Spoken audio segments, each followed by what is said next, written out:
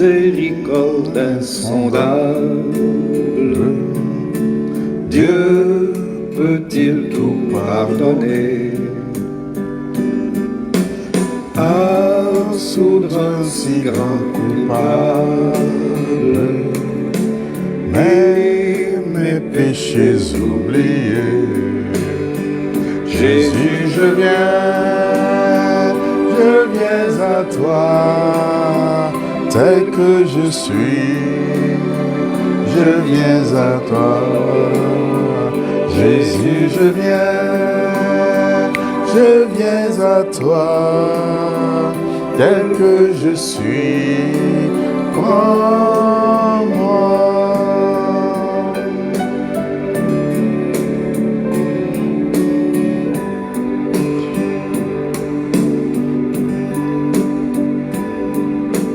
Longtemps j'ai loin de sa face provoqué son saint goût, fermer mon cœur à sa grâce, blesser le sien devant tout.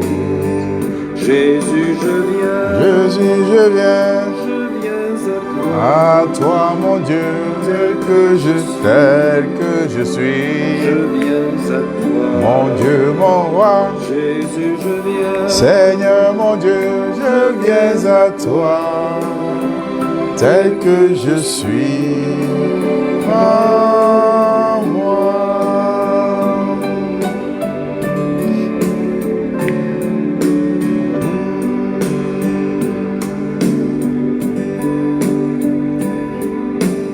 Oh Jésus, à toi je cède, je veux être libéré de tout péché qui m'obsède, être à jamais libéré. Jésus, je viens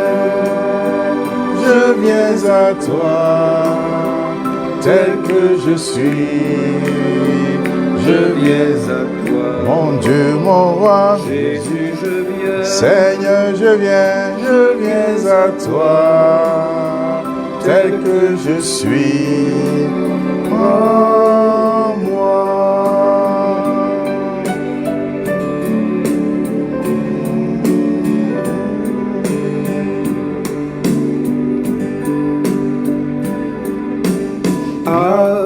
Alléluia, plus de doute, mon fardeau m'est enlevé.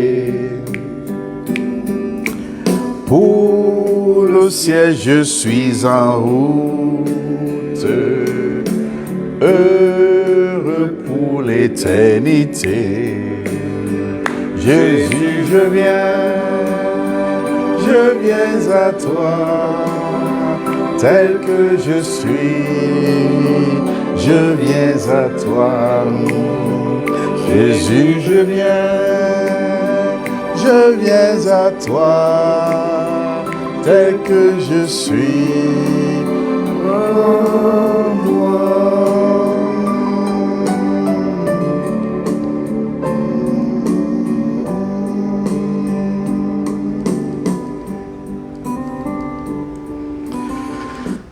Éternel Dieu Tout-Puissant, nous venons à toi parce que nous sommes chargés et fatigués.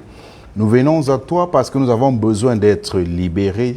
Nous venons à toi parce que nous avons besoin d'être délivrés, d'être purifiés par ton sang précieux, ô Seigneur Jésus-Christ. Merci Seigneur pour la grâce que tu nous accordes ce jour, Seigneur. Nous remettons ce moment entre tes mains, ô Dieu Tout-Puissant. Nous prions que ton Saint-Esprit, Seigneur, nous enseigne une fois de plus ta parole ce soir, Seigneur. Guide-nous dans les profondeurs, Seigneur, de ta parole, Ouvre nos yeux, Seigneur. Ouvre nos yeux spirituels, ô Dieu Tout-Puissant. Enseigne-nous, dispose nos cœurs à écouter, Seigneur, et à mettre ta parole en pratique, Seigneur. Enseigne-nous ce soir, Seigneur, ta parole, Seigneur, selon le standard de ta parole, Seigneur, selon le contexte de ta parole et non selon nos opinions, Dieu Tout-Puissant. Papa, nous t'élévons, nous t'exaltons, nous te disons merci pour ce moment que tu as permis que nous soyons là. Nous prions, Seigneur, pour nos frères et sœurs à travers le monde, pour ceux qui vont nous écouter plus tard. Nous prions, Seigneur, que ta grâce, Seigneur, ta miséricorde, ô Dieu Tout-Puissant, leur accompagne, Seigneur, tous les jours de leur vie. Ô Dieu Tout-Puissant, tu es glorieux. Merci pour ce moment, que toute la gloire te revienne, Père éternel, dans le nom précieux et magnificent de ton Fils. Amen. Shalom à tout le peuple de Dieu, shalom aux disciples, où que vous soyez dans le monde, bienvenue au grand festin spirituel, où nous savourons le repas du Seigneur tous les samedis soirs. Avant de commencer ce soir, comme je le dis d'habitude, nous vous invitons à vous abonner à notre chaîne YouTube ou notre groupe Facebook Enfants obéissants de Dieu, afin d'être notifiés quand nous sommes live, comme aujourd'hui, ou quand nous postons des nouvelles vidéos sur notre chaîne YouTube. Et ceux-là qui sont d'expression anglaise, comme je l'ai dit la semaine passée, dans le nom sur YouTube, c'est Obedient Children of God, qui veut dire enfants obéissants de Dieu en anglais. Donc ceux qui sont d'expression anglaise, qui ont besoin d'un éclaircissement ou qui ont besoin d'une compréhension, nous prions le Dieu Tout-Puissant par l'aide de son Saint-Esprit. Il nous vient toujours en aide pour nous expliquer, pour nous enseigner toutes choses. Donc abonnez-vous, écoutez, et si vous avez des lacunes ou si vous avez des sujets que vous n'arrivez pas à comprendre, partagez avec vos frères, afin qu'ensemble, comme une église, là où 2 ou 3 sont réunis au nom de l'Éternel, il est parmi nous, dont l'Éternel va nous enseigner. Mais pour ceux-là qui ont plutôt la démangeaison d'entendre des choses agréables et non la sainte doctrine du Seigneur Jésus-Christ, ceux-là seront déçus parce que nous prêchons uniquement la sainte doctrine du Seigneur Jésus-Christ et non l'évangile bonbon où la parole de Dieu est compromise. Le menu de ce soir, c'est vaincre l'esprit du mensonge dans notre vie. Vaincre l'esprit du mensonge dans notre vie. Et la parole de Dieu, avec l'aide du Saint-Esprit, va nous enseigner ce soir c'est quoi le mensonge, pourquoi ne devrions-nous pas mentir, quelles sont les conséquences du mensonge, pourquoi devrions-nous chercher à être délivrés du mensonge. Nous allons examiner le thème, le menu de ce soir, à la lumière des Saintes Écritures, et pour savoir ce que Dieu dit lui-même du mensonge, ce que Dieu nous demande de faire vis-à-vis du mensonge. Et puisque c'est la parole de Dieu qui parle, que tout homme, que toute opinion de quiconque se taise, et que nous laissons uniquement la parole de Dieu nous enseigner et nous guider dans la vérité. Donc quand nous nous rassemblons en tant que chrétiens, nous ne nous rassemblons pas pour enseigner Dieu, mais nous nous rassemblons pour être enseignés par Dieu. Donc, laissons nos opinions personnelles, du genre où on va dire, je pense que, j'estime que non. Laissons ce que la parole de Dieu dit. Et que la parole de Dieu, du Dieu vivant, le Dieu de la Bible, nous enseigne dans toute la vérité, avec l'aide du Saint-Esprit de Dieu. Et le thème de ce soir, quand beaucoup de gens entendent autant pour moi, entendent le thème « Vaincre l'esprit du mensonge », ils pensent directement ou uniquement aux païens. Mais sachez donc que le message de ce soir s'adresse premièrement à nous chrétiens, afin que nous ayons la force de vaincre l'esprit du mensonge dans notre vie. Et quand je dis avoir la force, c'est en Christ, parce que sans Jésus-Christ, nous n'avons pas la force de vaincre tout esprit impur. Et l'enseignement de ce soir devrait nous amener à nous examiner nous-mêmes, pour savoir s'il y a une petite graine, juste une petite graine du mensonge en nous. Et si nous nous rendons compte qu'il y a une toute petite graine de mensonge en nous, nous devons nous repentir et nous dissocier de cette pratique qui ne glorifie pas l'Éternel. Quand je dis l'Éternel, c'est le Dieu de la Bible. Gloire à Dieu. Donc, c'est quoi le mensonge? Le mensonge peut être qualifié comme le fait de déguiser ou modifier ou cacher la vérité dans l'optique de tromper son prochain. C'est ça, mentir. Et le mensonge est un péché que beaucoup de personnes, y compris les chrétiens, ont tendance à négliger ou simplifier. Ou dire, ah non, c'est juste un tout petit, un petit péché. Donc le mensonge, c'est un péché que beaucoup de personnes, y compris les chrétiens ont l'habitude de dire, ah, c'est juste un tout petit péché. Ils négligent cela. Et généralement, quand nous sommes en train de mentir ou quand nous avons menti, nous aimons toujours dire, ah, le mensonge n'est qu'un petit péché et donc Dieu peut s'en passer de ça. Et le comble, c'est que certaines personnes qui se disent chrétiens ou chrétiennes, se laissent aussi contaminer ou endoctriner par cette façon de penser ou cette doctrine qui n'a rien à y voir avec la parole de Dieu. Dans le livre de Proverbes 12, verset 22, la Bible dit que les lèvres mensongères font horreur à l'Éternel. Les lèvres mensongères font horreur autant pour moi à l'Éternel, tandis que ceux qui agissent avec fidélité lui sont agréables. Donc, le mensonge ne devrait pas être un péché que nous, chrétiens, nous devions simplifier ou négliger, dire, ah bon, c'est juste un petit mensonge, Dieu peut comprendre, Dieu va comprendre, c'est juste un petit péché, ce n'est pas un crime, je n'ai pas tué quelqu'un. Mais nous devons savoir que il n'y a pas de petit péché devant Dieu. Parce que le péché, c'est quoi? C'est la transgression de la loi. Donc, devant Dieu, un péché est égal à l'autre. Devant les hommes, on peut dire, mais telle personne a commis un meurtre, on doit le condamner 10 ans, on doit le condamner 15 ans, 20 ans. Ça, c'est la loi des hommes. Mais tout pécheur, que qu'en soit le péché, si nous mourrons sans nous repentir, la destination, c'est la même chose, c'est l'enfer. Il n'y a pas l'enfer pour les menteurs, et l'enfer pour les voleurs, l'enfer pour ceux qui sont, je ne sais pas, dans des sectes, comme on le dit généralement. Donc, quand on veut dire sectes, ce sont des sectes sataniques. Donc, le mensonge, c'est un péché, et tout péché, c'est la transgression de la loi. Et un péché est égal à l'autre. Je sais, les gens vont dire, oh, dans le livre de Proverbes, la Bible dit, 7 péchés que l'Éternel déteste. 7.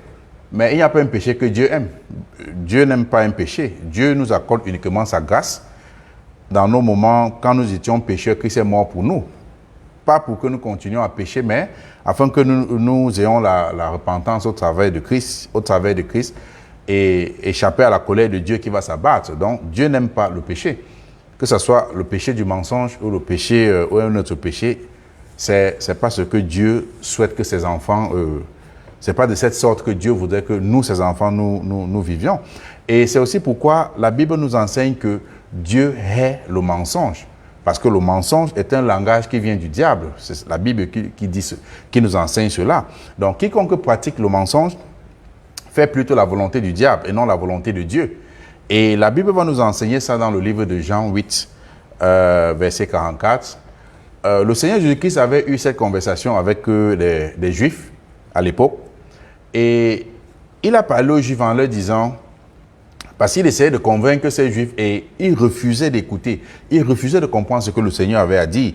Et ils voulaient plutôt faire du mal au Seigneur, bien qu'ils ne pouvaient pas parce que son heure n'avait pas encore sonné. Alors le Seigneur dit, vous avez pour père le diable et vous voulez accomplir les désirs de votre père. Il a été meurtrier dès le commencement.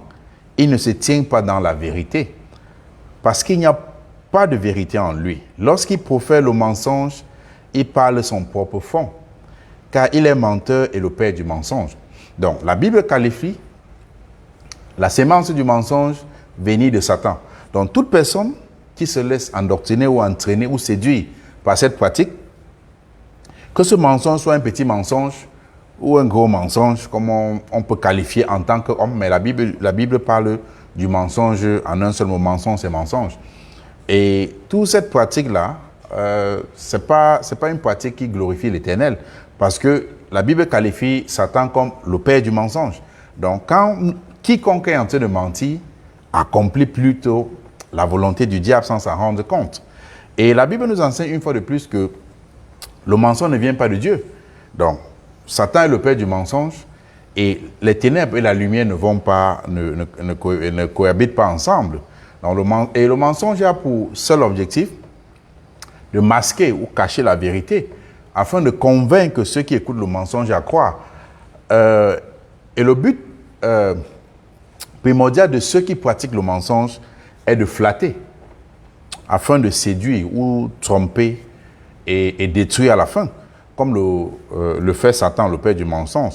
Et généralement, ceux qui pratiquent le mensonge sont des bons parleurs. On disait toujours les bons parleurs parce qu'ils ont un langage flatteur. Parce que pour tromper quelqu'un, il faut savoir séduire, il faut savoir vaincre dans la séduction.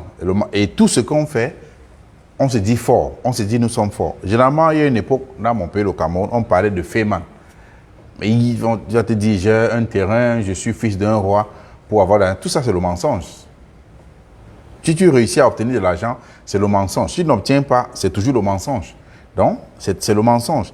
Et ils sont des bons flatteurs pour pouvoir séduire. Et c'est exactement ce que Satan a fait à Ève et Adam dans le jardin d'Éden. Quand il est allé, il a flatté Adam, Adam et Ève, il a sémé le doute. Il a dit, est-ce que Dieu a véritablement dit? Il a dit, non, si vous mangez, vos yeux vont s'ouvrir, vous serez comme des dieux.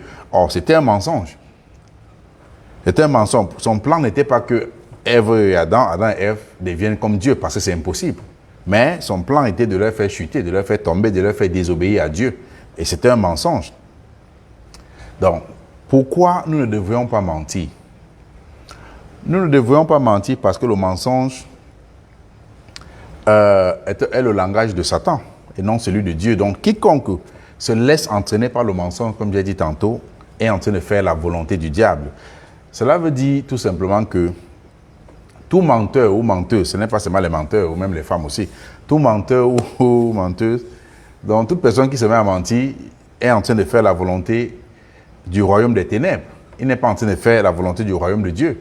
Le mensonge vient des ténèbres. Et c'est un message que Dieu m'a mis à cœur, parce que c'est un péché que beaucoup de gens sous-estiment, se disent, ah non, c'est un petit mensonge.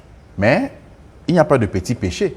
Il faut que nous prenions la loupe du Saint-Esprit pour nous examiner nous-mêmes, pour voir ce que la Bible nous demande de faire, afin d'éviter tous ces pièges du diable. La Bible nous enseigne que le Seigneur Jésus-Christ est le chemin, la vérité et la vie. Donc, nous ne pouvons pas prétendre vivre, nous ne pouvons pas prétendre que nous sommes des enfants de Dieu, pourtant nous vivons dans le mensonge. Donc, si nous vivons dans le mensonge, nous ne pouvons plus encore prétendre que nous sommes des enfants de Dieu, nous sommes en Christ. Celui qui est né de Dieu fait la volonté de Dieu, comme le dit 1 Jean 3, parce que la sémence de Dieu est en lui. Donc, quand Dieu nous donne ces messages, c'est pour nous aider à nous repentir, à revenir au standard de sa parole, hein, à nous mettre sur des rails. Et nous devons aussi savoir que le mensonge nous empêche de voir des jours heureux. C'est ce que la Bible dit, que le mensonge nous empêche de voir des jours heureux. Et nous allons lire ça dans le livre d'1 Pierre 3 à partir du verset 10 et 11. La Bible dit, si quelqu'un en effet veut aimer la vie et voir les jours heureux, qu'il préserve sa langue du mal et ses lèvres des paroles trompeuses. C'est le mensonge. Qu'il se détourne du mal et fasse le bien. Qu'il recherche la paix et la poursuive. Donc, tu recherches la paix et tu demeures dans cette paix. C'est ce que la parole de Dieu nous enseigne. Mentir, parce que mentir, c'est le langage du diable. Parce que le diable est le père du mensonge. Mentir n'est pas un comportement que nous, les enfants de Dieu chrétiens, nous devons afficher. Non, nous devons plutôt montrer l'exemple, parce que nous sommes nés de Christ, nous sommes nés de la sémence, de la nouvelle sémence de Dieu en la personne de Christ. Et mentir aussi ne se limite pas seulement quand on n'a pas préservé sa langue. Il y a beaucoup de formes de mensonges. Mentir n'est pas uniquement quand on n'a pas préservé sa langue du mensonge. Ce n'est pas seulement en ce moment qu'on dit oh, on a menti. Non. Le mensonge, c'est aussi prétendre aimer Dieu le jour devant des hommes pour être vu, mais renier le même Dieu qu'on a prétendu aimer dans la journée, le renier dans la nuit, par nos actes, par nos œuvres. On peut prétendre aimer Dieu le jour, juste pour séduire, pour tromper des gens, être hypocrite, mais la nuit, on renie Dieu par le même Dieu qu'on prétend aimer par nos actes. Le mensonge, c'est aussi prétendre être enfant de Dieu, pourtant nous haïssons notre prochain. C'est ce que la Bible appelle aussi ça mensonge. Et dans le livre de 1 Jean 4, verset 20 à 21, la Bible dit, si quelqu'un dit j'aime Dieu et qu'il haïsse son frère, c'est un menteur. C'est comme ça que Dieu qualifie.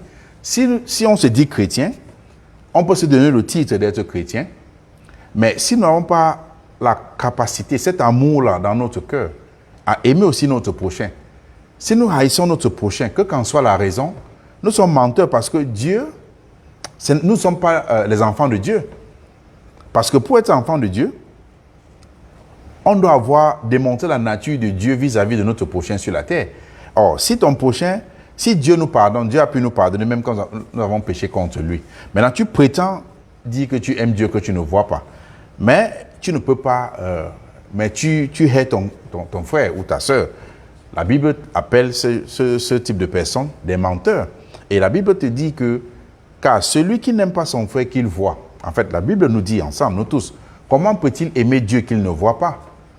Et dit, et nous avons de lui ce commandement, que celui qui aime Dieu aime aussi son frère. Donc, c'est ce que la parole de Dieu nous enseigne ce soir. Qu'on ne peut pas déclarer être enfant de Dieu si on n'a pas cette nature de Dieu. On ne peut pas déclarer aimer Dieu, mais si dans notre cœur, nous décidons de haïr notre frère, c'est un choix. On a cette capacité de haïr ou d'aimer, ça dépend de nous. En tant que chrétien, je ne suis pas en train de dire que si tu as un frère qui cherche à te tuer, il faut aller vivre avec lui. Haïr quelqu'un n'est pas le fait d'être présent. Aimer quelqu'un n'est pas le fait d'être présent dans sa vie physiquement. Mais les actes nous amènent à démontrer cet amour. Et nous allons voir les conséquences du mensonge. Parce que beaucoup de gens pensent que le mensonge n'est qu'un péché comme ça. Bon voilà, c'est un petit péché que Dieu pardonne. Certes, Dieu pardonne les péchés, mais ce n'est pas un petit péché que Dieu néglige ou Dieu ne tient pas compte. Non, le mensonge est un péché. Et les conséquences du mensonge peuvent s'abattre sur nous, sur le plan physique comme sur le plan spirituel. Non seulement le mensonge est un péché, punissable par Dieu, si nous ne nous repentons pas, mais le mensonge nous empêche de voir des jours heureux, comme j'ai dit tout à l'heure, la parole de Dieu nous l'enseigne. Et la Bible nous donne un exemple dans la Bible, la Bible nous donne un exemple dans l'Église primitive, ce qui s'est passé. La parole de Dieu va nous donner cet exemple dans l'Église, la première Église, l'Église primitive, ce qui s'était passé. Il y a eu ce style une situation similaire. On va voir comment Dieu agit. Parce que Dieu est un Dieu jaloux. Il ne partage pas sa gloire. Donc, dans l'Église primitive, on a vu comment Dieu avait puni Ananias et Saphira, sa femme, à cause du mensonge. Que qu'en soit la raison, certes, ils étaient avares, mais ils ont menti. Quand ils étaient avares, ils sont venus mentir au Saint-Esprit et ils ont été frappés sur le champ. Et nous allons lire le livre de Actes des Apôtres 5, à partir du verset 1 à 11. C'est un récit riche qui nous aide à nous améliorer nous-mêmes. Et la Bible nous dit que un certain Ananias avec sa femme Saphira vendit aussi une propriété de terrain, de terre. Et en accord avec sa femme, ils ont mis de côté une partie de l'argent de la vente et apporta le reste aux apôtres et leur remit. Pierre lui dit, Ananias, comment as-tu pu laisser Satan envahir à tel point ton cœur? C'est-à-dire que le mensonge vient du père du mensonge, qui est Satan. Tu as menti au Saint-Esprit en cachant le prix réel de ton champ pour en détourner une partie à ton profit. N'étais-tu pas libre de garder ta propriété? Ou même, après l'avoir vendue, ne pouvais-tu pas faire de ton argent ce que tu voulais? Comment as-tu pu décider en toi-même de commettre une telle action? Ce n'est pas à des hommes que tu as menti, mais à Dieu. À ces mots, Ananias tomba raide de mort. Tout ce qu'il apprit fut rempli d'une grande crainte. Des jeunes gens vinrent envelopper le corps, puis l'emportèrent pour l'enterrer. Environ 3 heures plus tard, la femme d'Ananias entra aussi sans savoir ce qui s'était passé. Pierre lui demanda, « Dis-moi, est-ce bien à ce prix là que vous avez vendu votre champ? » « Oui, répondit-elle, c'est bien ce prix. » Alors Pierre lui dit, « Comment avez-vous pu vous concertez pour provoquer ainsi le Saint-Esprit, pour provoquer ainsi l'Esprit du Seigneur. Écoute, ceux qui viennent d'enterrer ton mari sont devant la porte et ils vont t'emporter, toi aussi. Au même instant, elle tomba inanimée aux pieds de Pierre. Les jeunes gens qui rentraient la trouvèrent morte. Ils l'emportèrent et l'enterrèrent aux côtés de son mari. Cet événement inspira une grande crainte à toute l'Église, ainsi qu'à tous ceux qui entendirent parler. Et ça, les gens se posent toujours la question, à savoir pourquoi Ananias et sa femme ont pu faire une telle chose. Nous allons savoir que Ananias et sa femme, ils ont pu agir de la sorte parce qu'ils étaient avares. Et pourquoi l'histoire du terrain? Si nous lisons Actes des Apôtres 4, avant Actes des Apôtres 5, à partir du verset 32 à 35, si je veux paraphraser, la Bible nous enseigne que dans l'Église primitive, les croyants, autant pour moi, donc les croyants, ils vivaient dans une parfaite unité de cœur et d'esprit. Et aucun d'eux n'était dans le besoin. Pourquoi? Parce que ceux qui possédaient des champs, des maisons, ils vendaient, ils apportaient le produit de la vente aux pieds des apôtres. Et les apôtres, quand ils recevaient cet argent à leur tour, bon, c'était pas comme aujourd'hui, ils ne prenaient pas pour aller s'acheter les jets privés ou bien les bateaux privés, parce qu'à l'époque, il n'y avait pas les jets privés. Non, quand les apôtres recevaient cet argent à leur tour, ils partageaient équitablement dans l'église selon le besoin de ceux qui s'y trouvaient dans l'église, dans le corps du Christ qui se trouvait. Donc, ils partageaient selon le besoin des personnes qui s'y trouvaient. Mais Ananias et sa femme ils se sont arrangés pour mentir afin de recevoir ce qui devait être partagé avec d'autres frères, d'autres croyants, lors du partage, et ensuite avoir une somme plus, avoir une addition, quelque chose de plus par rapport à d'autres personnes parce qu'ils ont caché une partie d'argent. Et enfin, on va partager équitablement, ils vont encore avoir une autre partie afin de posséder de façon malhonnête ou mensongère plus que d'autres personnes. Mais leur plan n'avait pas prospéré parce que Dieu les avait frappés de mort.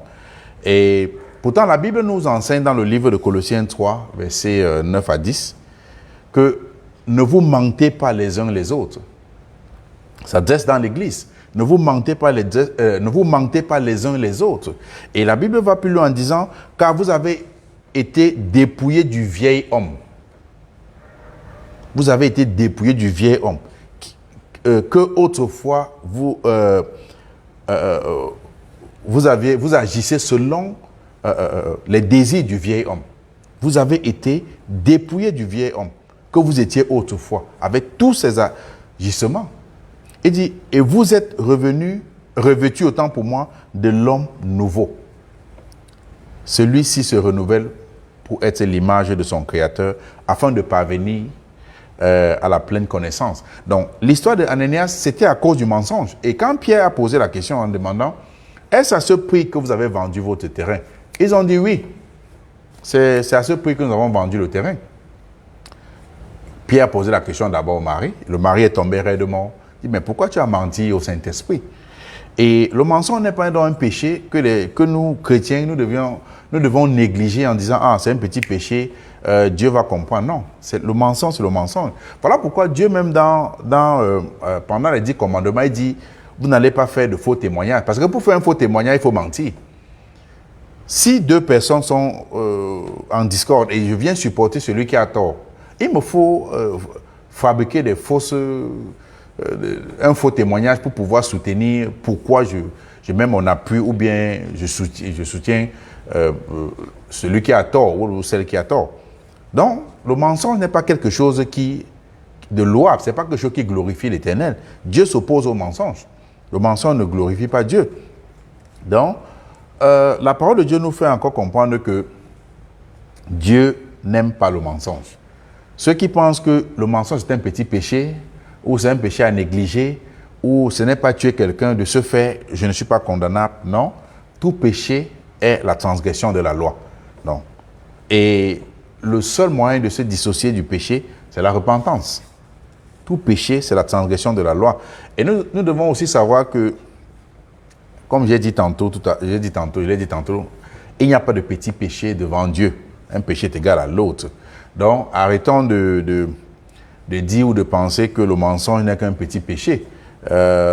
La Bible nous, donne nous a donné le récit où Dieu a puni de mort Ananias et Saphira, sa femme, à cause du mensonge. Certes, ils étaient avares, mais ce qu'ils sont venus raconter à Pierre, c'était le mensonge. Et ils sont tombés raides morts, chacun à son tour. Mais tous ont perdu la vie à cause du mensonge. Donc, la parole de Dieu nous enseigne une fois de plus que le mensonge n'est pas un péché à négliger et que tout péché devant Dieu est égal à l'autre. Donc, prions Dieu Tout-Puissant de nous aider à nous dissocier. S'il y a une seule petite graine de mensonge, dissocions-nous. Et pourquoi devrions-nous chercher à être délivrés du mensonge? Ça devient intéressant. Parce que le mensonge est un péché devant Dieu. Voilà pourquoi il faut faire tout et tout pour se délivrer du mensonge. Il faut prier Dieu, demander pardon, se repentir pour se délivrer du mensonge, même s'il faut prendre les moments de prière, les jours de jeûne. Aujourd'hui, les chrétiens prennent seulement les jours de jeûne quand ils veulent demander l'argent à Dieu ou dire « Oh, je veux la bénédiction ». Non. Quand tu trouves que si tu as quelque chose dans ta vie qui est une occasion de chute pour toi, coupe-la comme le Seigneur nous a ordonné, nous a commandé de faire. Coupe-la et jette-la loin de toi. S'il y a quelque chose dans ta vie qui est une occasion de chute pour toi, tu dois couper cette chose, tu dois te dissocier de cette chose afin de pouvoir entrer dans le royaume des cieux. Donc le mensonge n'est pas un petit péché que le chrétien doit négliger. Je parle d'abord du chrétien parce que nous sommes des chrétiens. Je parle d'abord de nous, comment nous allons utiliser la parole de Dieu pour nous améliorer tous les jours. Donc le mensonge est un péché devant Dieu. Et nous savons aussi que tout péché nous mènera en enfer si nous ne nous repentons pas. Si nous demeurons dans nos péchés, nous ne pouvons pas avoir la vie éternelle. La vie éternelle, ça s'obtient à travers la repentance à Dieu par Jésus-Christ. Ce n'est pas le fait de se dire « Oh, je vais aller au ciel ». Non, on ne se déclare pas qualifié pour le ciel, mais c'est le Fils de Dieu qui est le chemin qui mène au Père. Le mensonge peut devenir une gangrène générationnelle dans notre famille. Si nous laissons croître l'esprit du mensonge en nous, et sans nous repentir véritablement. Et ça va surprendre les gens, et c'est vrai. Le mensonge peut devenir une gangrène ou un péché générationnel. Et nous tous, nous avons dans nos familles des tantes ou des oncles, on dit « Oh, celle-ci manque ». Le seul mot qu'elle dit, il faut croire, c'est le bonjour. En dehors du bonjour, ne crois pas. Généralement, on le dit même dans nos familles comme des blagues, mais c'est vrai. Et la Bible va nous enseigner, parce que cette histoire s'est passée dans la Bible, et la Bible va nous donner un exemple avec la famille du grand patriarche, le père de la foi, Abraham et sa descendance. Nous allons voir que le mensonge n'est pas quelque chose qui a commencé aujourd'hui. C'est un péché qui peut devenir... C'est pas comme si... Je ne dis pas que c'est quelque chose de contagieux, mais c'est quelque chose qui devient comme générationnel, comme héréditaire, mais en quelque sorte, si je peux me permettre d'employer le terme. Donc, on va voir dans le livre de Genèse 12, versets 10 à 16. Je vais juste paraphraser. La Bible nous donne un récit où Abraham, en ce temps, Dieu n'avait pas encore changé son nom, Abraham a menti au roi Pharaon d'Égypte que Sarah était sa sœur. Pourtant, Sarah était bel et bien sa femme. Et bref, ceci s'est passé quand Abraham est parti en Égypte et avec sa femme, parce qu'il y avait une famine dans le pays, donc Dieu lui a permis de descendre en Égypte. Il allait dire que Sarah était sa femme. Et pourtant, il allait dire à Pharaon, autant pour que Sarah était sa sœur. Pourtant, Sarai, en ce moment, Sarai était sa femme. Mais il a dit que Sarai était sa sœur. Certes, la Bible dit que Sarai, il dit bien que bon, c'est la fille de mon père. Mais il n'est pas descendu en Égypte avec Abraham en qualité de frère consanguin et sœur consanguine ou demi-sœur, demi-frère. C'était sa femme, c'était son épouse. Donc, il avait menti. C'est un tout petit péché mignon qui nous entraîne, qui peut nous faire perdre beaucoup de choses. Dans le livre de Genèse 18, à partir du verset 1 à 15, la Bible nous donne aussi le récit. Quand l'Éternel avait visité Abraham et lui avait promis que cette même période l'année prochaine, je vais te revisiter et Sarah, ta femme va être enceinte, elle va avoir un fils que tu vas appeler Isaac en ce même temps-là. Et Sarah les écoutait quand Dieu parlait de ces choses avec Abraham. Et Sarah a ri. Elle a ri en elle-même en disant que mais je suis vieille. Est-ce qu'à cet âge, je peux encore avoir un enfant? Et mon Seigneur Abraham est vieux, il est aussi vieux. Est-ce que je peux avoir encore un enfant à cet âge-ci. Et quand l'Éternel avait posé la question à Sarah à Abraham pour dire, pourquoi donc Sarah a-t-elle ri? Et Sarah a menti. La Bible dit que Sarah a menti en disant qu'elle n'a pas ri. Mais il dit, au contraire, tu as ri. Et tu vois, quand il disait ce péché dans la famille, Abraham, le père, a menti, sa femme a menti. Maintenant, Abraham encore a menti. Dans le livre de Genèse 20, versets 1 à 7, la Bible donne le récit où Abraham a menti à Abimelech, le roi des Philistins, en disant que Sarah était sa sœur. Pourtant, Sarah était bel et bien sa femme. Dans le livre de la Genèse 26, à partir du verset 1 à 11, la Bible donne le récit où Isaac, fils d'Abraham, a menti à Abimelech, le roi des Philistins, en disant que Rebecca, sa femme, était sa sœur. Pourtant, Rebecca était bel et bien sa femme. Donc, ce petit péché que nous négligeons, on dit, oh non, c'est juste un petit mensonge. Non, c'est plus profond que ça. Dans le livre de Genèse 27, à partir du verset 1 à 17, la Bible nous donne le récit où Rebecca, la femme d'Isaac, a comploté avec son fils Jacob pour mentir son mari Isaac, afin que Jacob soit béni à la place de son frère Ésaü. Et dans le livre de Genèse 27, verset 18 à 33, la Bible donne le récit où Jacob a menti à son père. La Bible donne le récit où Jacob a menti à son père. Et il s'est fait passer pour Ésaü. Et quand son père a demandé, c'est Ésaü, dit oui, c'est bien moi. C'était un mensonge. Il a menti à son père et il a été béni à la place de son frère. C'était le plan de Dieu, mais Dieu avait dit à Rebecca que ok, le plus jeune va servir, l'aîné va servir le cadet.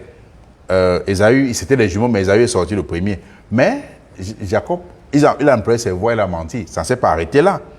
Et dans le livre de Genèse 29, à partir du verset 13 à 30, la Bible donne le récit de Laban, qui est le frère de Rebecca, et était l'oncle de Jacob. Il a menti et trompé Jacob, car il s'était entendu quand Jacob allait le rendre visite, quand Jacob fuyait son frère Ésaü, autant pour moi, il allait le rendre visite, et ils sont entendus qu'ok, je vais travailler pour toi pour 7 ans, tu vas me donner ta fille en mariage, ta fille Rachel, la cadet. Ils sont entendus. Et le moment venu, au lieu de donner la fille Rachel, sa fille cadet, comme convenu, Laban a changé, il a pu donner Léa à la place de Rachel. Dans le livre de Genèse 31, versets 1 à 35, la Bible nous donne le récit lorsque Jacob fuyait son beau-père Laban. Rachel, la fille de Laban et femme de Jacob, a menti à son père qu'elle n'avait pas pris les téraphim. C'était les idoles de son père. Son père adorait certains idoles. Donc quand il fuyait, elle a pris ça avec elle. Et quand son père les a rattrapés, après 3 jours, il est allé à leur poursuite, il les a rattrapés. Et quand son père entrait dans sa tente, elle était assise sur ça, elle dit, oh mon père, je ne peux pas me lever devant toi parce que je suis en période des femmes. Mais parce qu'elle avait pris ces choses-là. Nous voyons que ce mensonge a continué dans la famille, jusqu'au fait. Ça ne s'est pas arrêté là. Dans le livre de Genèse 37, verset 1 à 36, la Bible nous donne le récit quand les fils de Jacob ont vendu leur frère Joseph. Et ils ont menti à leur père Jacob en lui laissant croire qu'une bête féroce avait dévoré Joseph en pièces. Et Joseph avait été tué. Donc, tout ce récit nous démontre que le mensonge peut bien être générationnel. Parce que ce n'est pas quelque chose de... on prend souvent ça à la légère. Et comme on dit généralement que les enfants imitent, les enfants font ce qu'ils voient les parents faire. Donc, ça s'est produit comme ça, avant notre père de la foi. Mais quand la Bible nous donne ces détails-là, c'est pour nous aider à nous améliorer, à ne pas prendre ces voies-là, parce que ça ne glorifie pas. Et la Bible dit que telle personne avait menti. Ils ont fait telle action. Donc maintenant, quand nous lisons la Bible, Dieu nous ouvre l'entendement. C'est pour nous aider à ne pas retomber dans des choses que nos frères, ceux qui nous ont précédés, sont tombés. C'est ce que la Bible nous enseigne. Donc, tout ce récit démontre le mensonge générationnel dans la famille du patriarche, le père de la foi Abraham et sa descendance. Et nous avons aussi, comme j'ai dit, dans nos propres familles, des personnes qui ne savent pas, ou des amis, on sait que telle personne vraiment ment. Il ne dit pas la vérité, on sait que non. S'il te dit bonjour à cette mais ce qui vient après le bonjour, il ne faut pas écouter. Donc le mensonge n'est pas quelque chose que le chrétien devrait négliger et dire que non, ce n'est qu'un petit mensonge. il n'y a pas de petit mensonge, il n'y a pas de petit péché. Le péché est égal à l'autre devant Dieu. Donc, le mensonge n'est ni petit, n'est ni négligeable par Dieu. Et voilà pourquoi le livre de Proverbes 4, versets 23 à 24, la Bible dit « Garde ton cœur plus que autre chose, car de lui, de ton cœur, viennent les sources de la vie. » Garde ton cœur plus que toute autre chose, car de ton cœur viennent les sources de la vie. Écarte de ta bouche la fausseté, éloigne de tes lèvres les détours. Éloigne de tes lèvres les détours. Donc, cela nous fait comprendre une fois de plus que Dieu n'aime pas le mensonge. Et dans les 10 commandements, Dieu dit encore que tu ne porteras pas de faux témoignages. Donc, c'est ce que la parole de Dieu nous enseigne, à nous dissocier de l'esprit du mensonge. Le mensonge n'est pas quelque chose que Dieu sous-estime. C'est un péché devant l'Éternel. Et en tant que chrétien, parfois dans notre vie au quotidien, dans notre vie professionnelle, on a fait des choses, nous sommes coincés. Parce que le mensonge nous coince. Et généralement, quand tu as menti, il faut encore mentir pour soutenir le premier mensonge. Le mensonge, quand tu mens pour quelque chose, il faut encore mentir. Par exemple, si je viens vous dire que j'ai 35 ans, je n'en ai pas parce que j'ai 40. Si je viens vous dire que j'ai 35 ans, il va me falloir aller faire un faux document pour justifier mes 35 ans. Donc, j'ai déjà menti que j'ai 35 ans. Je fais un autre faux mensonge pour justifier l'autre là. Et il me faut corrompre certaines personnes pour témoigner que le document que j'ai fait n'est pas faux, afin que le faux document que j'ai fait témoigne que j'ai véritablement 35 ans. Donc, quand on ment, nous sommes parfois poussés à mentir encore pour convaincre que ce que nous sommes en train de mentir est la vérité. Pourtant, ce n'est pas la vérité. Donc, parfois, quand nous étions plus jeunes, tu veux mentir à tes amis que oh, mon père est riche ou je vis bien. Il faut aller voir des amis pour prendre des vêtements, pour t'habiller comme un riche. Donc, tu mens des deux côtés. Donc, le mensonge n'est pas quelque chose de louable. C'est un péché devant l'Éternel. Et que chacun doit examiner sa vie à la lumière des Saintes Écritures pour éradiquer ce péché dans sa vie, pour ôter ce comportement dans sa vie. Nous simplifions ces choses, mais c'est un péché parce qu'un péché est égal à l'autre. Il n'y a pas un péché qui va nous amener au paradis. Le péché doit nous tirer en enfer. C'est la repentance du péché. C'est vivre la nouvelle vie de Christ qui nous amène, après la repentance, qui nous amène au paradis. Et nous ne pouvons pas vivre la vie de Christ si nous ne sommes pas repentis. Non, le péché n'est pas quelque chose qu'il faut simplifier. Et le seul moyen de se délivrer de l'esprit du mensonge ne peut être applicable si nous nous repentons véritablement à Dieu à travers son Fils Jésus-Christ. Et après notre repentance, nous devrions continuer de vivre la nouvelle vie de sanctification qui est en Christ, afin de pouvoir vaincre l'esprit du mensonge dans notre vie. Quand nous mettons les thèmes des messages comme vaincre l'esprit du mensonge, beaucoup de gens n'aiment pas ce style de message. Si j'avais dit comment vaincre la pauvreté et devenir riche, les gens devaient courir. Mais tout don vient de l'Éternel. La richesse que Dieu donne, ça vient de lui. On ne force pas l'Éternel pour prendre les choses. Donc, la Bible dit, recherchez la paix et mener une vie de sanctification, Hébreux 12, 14, sans laquelle personne ne verra l'Éternel. La Bible ne dit pas, ayez des jets privés sans laquelle personne ne verra l'Éternel. C'est bien si Dieu nous bénit financièrement ou matériellement, c'est une bonne chose. On rend grâce à Dieu. Mais nous ne sommes pas là avec la torche pour chercher par-ci, par-là. On est prêt à tout faire uniquement pour avoir le bien matériel. Prions l'Éternel qui nous aide à nous dissocier de l'esprit du mensonge.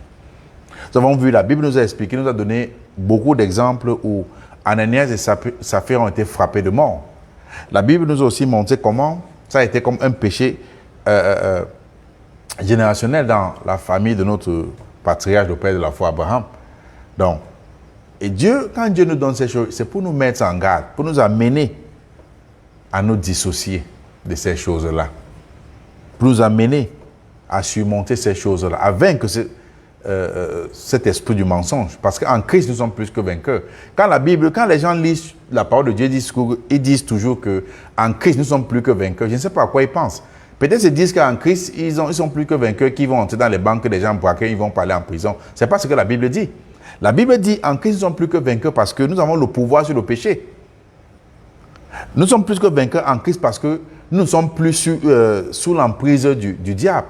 Parce que nous avons l'autorité et le pouvoir en Jésus-Christ. Parce qu'en Christ, nous sommes libérés du péché. Parce qu'en Christ, nous avons l'autorité sur le péché. Parce qu'en Christ, nous sommes morts du péché. En Christ, nos désirs pour les péchés sont morts. C'est ce que la Bible dit, qu'en Christ, nous sommes plus que vainqueurs. Parce que les chrétiens, tous les jours, disent « Oh, je veux telle chose, en Christ, nous sommes plus que vainqueurs. » Ce n'est pas le fait d'aller... Parce que ce soit les premiers apôtres. Quel apôtre avait dit « En Christ, je suis plus que vainqueur », il est parti, il courait, chercher l'argent de gauche à droite, frapper des gens ou estorquer des gens. Non, nous sommes plus que vainqueurs en Christ parce que nous avons la victoire sur le péché. Ce que nous n'avions pas avant que Christ n'établisse cette nouvelle alliance. Donc en Christ, nous sommes plus que vainqueurs. Vainqueurs sur quoi? C'est la question. Ce n'est pas vainqueur sur les billets d'argent. Par contre, on ne fabrique pas les billets d'argent au ciel. C'est vainqueur sur le péché. Parce que la Bible dit que Dieu nous a délivrés de la domination du diable et nous a fait asseoir dans le royaume du Fils de son amour, en qui nous avons la rédemption. Si on lit Colossiens 1, verset 12. Donc, la victoire que nous avons, c'est la victoire sur le péché. Et en tant que chrétien, si nous avons encore une main ou un œil ou une partie du corps qui est une occasion de chute, comme l'Éternel, notre Seigneur Jésus-Christ parlait en parabole, il faut que nous ayons la force, le courage et le pouvoir d'ôter ces choses de notre vie. Le mensonge n'est pas quelque chose qui glorifie l'Éternel. Donc faisons tout et tout pour nous dissocier du mensonge, pour ôter ces choses dans notre vie. Il y a des messages où, quand on met des thèmes, beaucoup de gens courent, ils se disent que non, on prêche la saine doctrine pour nous préparer avant l'enlèvement. Tout message qui ne nous prépare pas pour l'enlèvement, tout message qui n'éloigne pas le péché de nous, et pour nous rapprocher près de Dieu, c'est une distraction. Soyez bénis, mes bien-aimés. Voilà ce que l'Éternel m'a mis à cœur de partager avec son peuple ce soir. Et je prie que Dieu touche vos cœurs pour que vous ayez plus de compréhension, que le Saint-Esprit vous enseigne et nous aide, nous tous, à nous dissocier de cet esprit du mensonge. Ça ne glorifie pas l'Éternel. Et je veux continuer à prier pour pouvoir prier Dieu avec autorité, demander avec l'autorité que Dieu nous a donnée dans le nom de Jésus-Christ, c'est pour les chrétiens. Donc, si quelqu'un n'est pas encore chrétien et qui voulait se repentir, nous pouvons le conduire par la grâce de Dieu à la repentance. Et le Dieu de toute grâce et de toute bonté lui a accordé la vie éternelle. Donc, ce que j'avais à partager avec le peuple de Dieu ce soir, je vais prier. S'il n'y a pas d'autres questions, je vais prier et je vais rendre grâce à Dieu qui nous a permis d'être là ce soir par sa grâce. Éternel Dieu Tout-Puissant, nous te bénissons, nous t'élevons, nous t'exaltons, Seigneur. Merci pour ton amour et ta grâce. Merci pour la bonté et la fidélité. Sois magnifié, Père éternel. Papa, nous prions pour le message de ce soir. Nous te rendons grâce, nous te disons merci. Merci pour ton amour et ta bonté. Merci pour la grâce que tu nous accordes, souverain Dieu. Seigneur, nous prions, Seigneur, que tu disposes nos cœurs, Seigneur, à être ceux-là qui mettent ta parole en pratique, Dieu Tout-Puissant. Nous te disons merci, Seigneur, pour ta persévérance. Merci pour ton pardon et ta miséricorde dans notre vie. Sois magnifié, ô Père éternel. Nous prions pour tes enfants à travers le monde, nos frères et sœurs, ceux-là, Seigneur, qui te servent même dans des conditions difficiles, dans des persécutions. Nous prions, Seigneur, que tu les accordes la force, le zèle et la détermination, Seigneur, de ne pas te abandonner la foi. Nous prions, Dieu Tout-Puissant, nous te rendons grâce. Que ton nom soit glorifié, Père éternel, dans le nom précieux de ton Fils Jésus-Christ. Amen. Shalom à vous. Shalom à mon frère en or, avec qui nous avons savouré ce repas spirituel, je l'espère. Nous allons nous retrouver samedi prochain, par la grâce de Dieu, si Dieu nous le permet. Et si nous n'avons pas la possibilité de nous rencontrer samedi prochain, retrouvons-nous au ciel. Soyez bénis. Bye bye.